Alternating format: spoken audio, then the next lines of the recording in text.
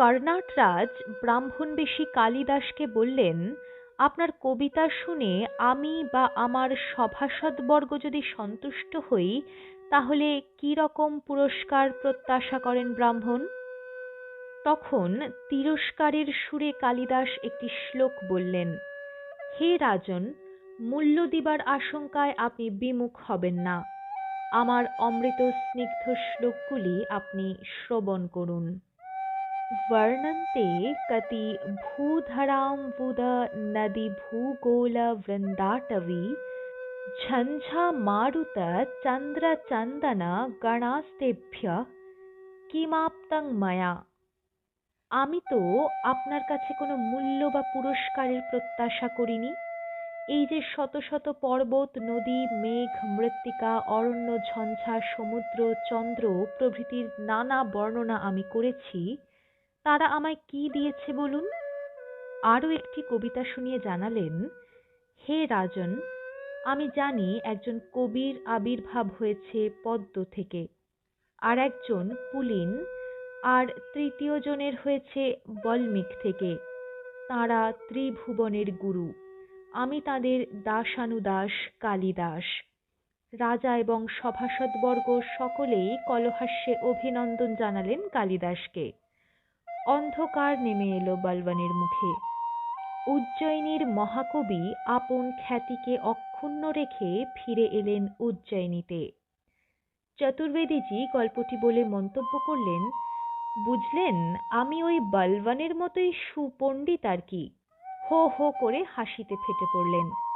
শুভ্রকেশ এই রসজ্ঞ পণ্ডিত ব্রাহ্মণের দিলখোলা হাসি, অকপট ও অমায়িক ব্যবহারে মান্দালয়ের দিনগুলি আমার আনন্দেই কাটছে। সঞ্জীবচন্দ্র বলে গেছেন, বন্যেরা বনে সুন্দর, শিশুরা মাতৃক্রোড়ে।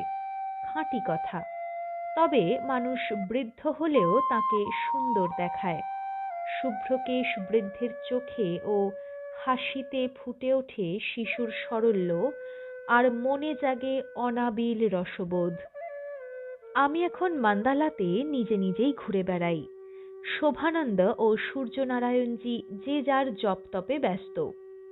আমাদের আহার্য সংগ্রহের ভার প্রথম দিন থেকে সানন্দে সূর্যনারায়ণজি গ্রহণ করেছেন। এ কাজে তিনি আর কাউকে হাত লাগাতে দেবেন না। সাধু সন্ন্যাসীর সন্ধানে যত্রতত্র ঘুরে বেড়াচ্ছি। একদিন দেবগাঁও গেলাম শোভানন্দজির নির্দেশ মতো। দেবগাঁও থেকে নর্মদা দক্ষিণগামিনী। মান্দালা ছাড়িয়ে আরেকটু এগিয়েই নর্মদার মুখ ঘুরেছে। ক্রমে নদী উত্তরমুখী হয়েছে জব্বলপুরের দিকে। মান্দালার নদী তীরে যে কোনো জায়গায় দাঁড়ালে নর্মদার এই অর্ধবৃত্তাকার গতি চোখে পড়ে। একদিন সহস্রধারা ছাড়িয়ে আপন মনে হাঁটতে লাগলাম। সহস্রধারা থেকেই নর্মদা ক্রমে ক্রমে চওড়া হয়েছে। নর্মদার তীরে কোথাও কোথাও সমৃদ্ধ গ্রাম এবং উর্বর শস্যক্ষেত্র। মুন্ডমহারণ্যের ভয়ঙ্কর রূপ দেখে এসেছি। নর্মদা তটে সেও এক রূপ, তবে রুদ্ররূপ।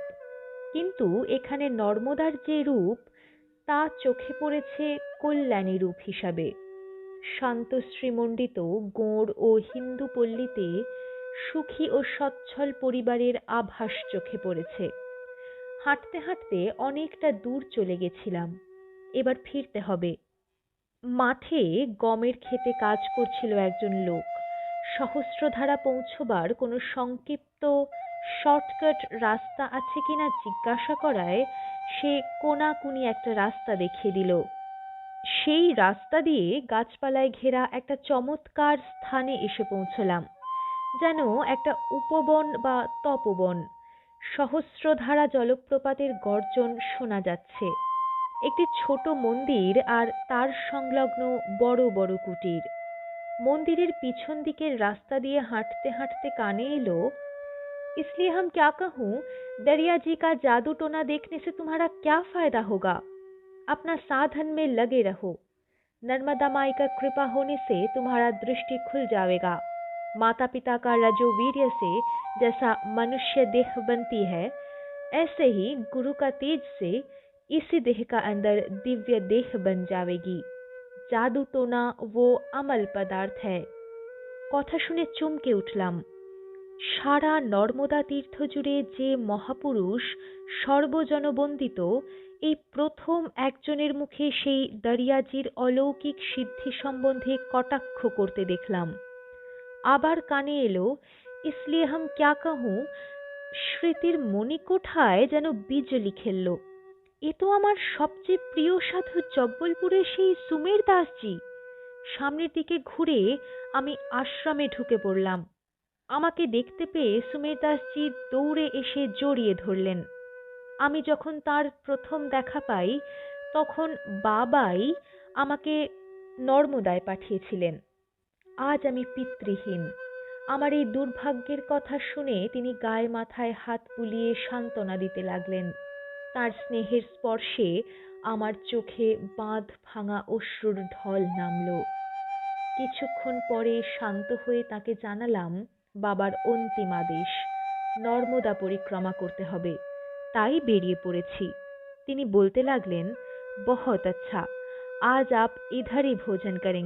আমি তাকে শোভানন্দ এবং সূর্য নারায়ণের কথা জানালাম। তাদের আদর যত্ন দুর্গম মুন্ড মহারণ্যে কিভাবে তারা আমাকে প্রতিনিয়ত আগলে রেখেছেন সবিস্তারে বললাম। আমি না খাওয়া পর্যন্ত তারা না খেয়ে বসে থাকবেন। সব শুনে বললেন, तब आज नहीं, शोभानंद जी हमारा दोस्त है, चलिए आपको साथ में लेकर मैं भी चलूंगा। এখানে তার আশ্রমের নাম ভীষ্মাশ্রম। তার গুরু ভীষ্মদাস নর্মদা মায়ের কৃপায় খঞ্জ অবস্থা থেকে স্বাভাবিক হবার পর সহস্রধারা থেকে ৮ মাইল দূরে এই নর্মদা তটে আমৃত্যু বাস করে গেছেন। পূর্বেই বলেছি, সহস্রধারা থেকে মান্দালা ৩ মাইল। মহাত্মা সুমের দাসজির সঙ্গে বেলা 12:30 নাগাদ আমাদের ডেরায় এসে পৌঁছে গেলাম। সুমের দাসজিকে দেখে শোভানন্দ আনন্দে ডগমগ। তার অনুরোধে সুমের দাসজিও আমাদের সঙ্গে ভোজন করলেন। একটা জিনিস লক্ষ্য করলাম, সুমের দাসজিকে দেখার পর থেকে সূর্যনারায়ণজিকে অস্বাভাবিক গম্ভীর দেখছি। সূর্যনারায়ণজি আজ আমাকে জানালেন, মান্দালাতে প্রায় 12 দিন কেটে গেল, কবে যাত্রা শুরু করবে? সুমের দাসজি বললেন, এত তাড়া কিসের? পরিক্রমা করতেই তো বেরিয়েছে। কোনো নির্দিষ্ট সময়ের মধ্যে পরিক্রমা শেষ করতে হবে এমন তো কোনো বাধ্যবাধকতা নাই। পরশু আমাদের আশ্রমে গুরুর জন্মোৎসব। আজ শৈলেন্দ্র নারায়ণজিকে আমার সঙ্গে নিয়ে যাব, ওইখানেই থাকবে। ওইখান থেকে আমি ওঙ্কারেশ্বর ঝাড়ির মুখ পর্যন্ত সঙ্গে যাব। आप लोगों का कोई फिक्र की बात नहीं है। সূর্যনারায়ণজির মুখে থমথমে ভাব। তিনি বললেন, इनको हम लुकेश्वर ले चलूंगा। हैं हैं, वो तो बड़ी जागृत स्थान है। जाने का वक्त हम लोग तो लुकेश्वर जाएंगे ही। सोचिए मत, हम बात देता हूँ, आप चला जाइए, हम इनको साथ में लेकर आपके डेरे में जरूर पहुंचेगा। সুমের দাসজি নিজেই ঝটপট আমার গাঁঠরি বেঁধে ফেললেন। শোভানন্দজিউকে প্রণাম করতেই তিনি শাস্ত্রনয়নে দুহাত তুলে আশীর্বাদ করতে লাগলেন। শিবামস্তু শিবামস্তু। মুন্ড মহারণ্যের শ্রুবাবতীর ঘাট থেকে তিনি আমার সঙ্গে ছিলেন। গঙ্গাবাহ ঘাটে এসে মিলেছিলেন সূর্যনারায়ণজি। তিনি কিছুতেই প্রণাম করতে দিলেন না। হাত দুটো জড়িয়ে ধরে কাঁপা কাঁপা কণ্ঠস্বরে বললেন, যাইয়েগা না জরুর, জরুর জরুর। এই বলে আমি সুমের দাসজির সঙ্গে বেরিয়ে পড়লাম। তাকে সঙ্গে নিয়ে রাজরাজেশ্বরী মন্দিরে প্রধান পুরোহিতজির সঙ্গে দেখা করে বিদায় নিয়ে এলাম। ভীষ্মাশ্রমে পৌঁছে প্রায় ৭ দিন থাকলাম। বড় আনন্দেই কাটল। ৫ই পৌষ সুমের দাসজি আমাকে নিয়ে খুব ভোরে যাত্রা করলেন লুকেশ্বর অভিমুখে। তখনও নর্মদা তীর ঘন কুয়াশায় আচ্ছন্ন। টস টস করে শিশির ঝরছে। তিনি জানালেন, মান্দালা থেকে জব্বলপুর ৫৯ মাইল, প্রায় ১৫ মাইল হেঁটে গেলেই লুকেশ্বর পৌঁছানো যাবে। নর্মদা যেমনভাবে এঁকে বেঁকে যেখানে যেমন বিন্ধ্য বা সাতপুরার পর্বত ভেদ করে গেছেন, সেই গতিপথ লক্ষ্য করে করে তোমাকে এগিয়ে নিয়ে যাব। কোনো মতেই যাতে তোমার নর্মদা লঙ্ঘন না হয়, কোনোভাবেই যাতে পরিক্রমা খণ্ডিত না হয়, সে বিষয়ে হুঁশিয়ার হয়ে চলতে হবে। আমি নিজে হলে বাসে চড়েই যেতাম। বাসে চড়ে কয়েক ঘন্টার মধ্যেই জব্বলপুর যাতায়াত করা যায়। আমরা হাঁটছি। পার্বত্য পথ হলেও রাস্তা মনোরম, কোথাও গভীর শালবন, আবার কোথাও কোথাও ছোট ছোট গ্রাম, জনপদ, ঘাট, মন্দির এবং শস্যক্ষেত্র।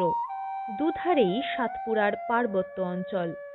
সহস্রধারা ছাড়িয়ে চিরাই ডোংরি। সেখান থেকে পদ্মী ঘাটে এসে পৌঁছে শঙ্কর চাবুতরায় ঘণ্টাখানিক বিশ্রাম করলাম। এখানে আদি শঙ্করাচার্য কিছুকাল থেকে তপস্যা করেছিলেন। তপস্যারই অনুকূল স্থান, সুন্দর পরিবেশ, কাছেই একটি সদাবর্ত আছে, পরিক্রমাবাসীদের প্রিয় স্থান। চাবুত্রার গায়ে বেদের 4টি মহামন্ত্র দেবনাগরী হরফে খোদাই করা ছিল। এখন অবশ্য ক্ষয়ে আসছে। এখানে স্নান পূজা সারলাম। এখানে দেখলাম নর্মদা পুনরায় পশ্চিমমুখী হয়েছেন। सुमेर दास जी बोलें, इसलिए हम क्या कहूँ, नर्मदा की गति बड़ी विचित्र है। यहाँ से छोलिया घाट तक ऐसा ही पश्चिम वाहिनी चलेंगे, उसके बाद फिर उत्तर वाहिनी। নর্মদার উভয় তীরে মাঝে মাঝেই শিব মন্দির দেখা যাচ্ছে। সুমের দাসজি তাঁর আশ্রম থেকে ঝোলার মধ্যে ঘিয়ে জবজবে চাপাটি সঙ্গে এনেছিলেন। একটা মন্দিরে বসে উভয়ে তার সদ্ব্যবহার করলাম। বেলা 2টো নাগাদ পৌঁছলাম ছলিয়া ঘাটে। সেখানে একটি সুন্দর শিব মন্দির আছে, কিন্তু মন্দিরের দরজা বন্ধ করে পুরোহিত চলে গেছেন।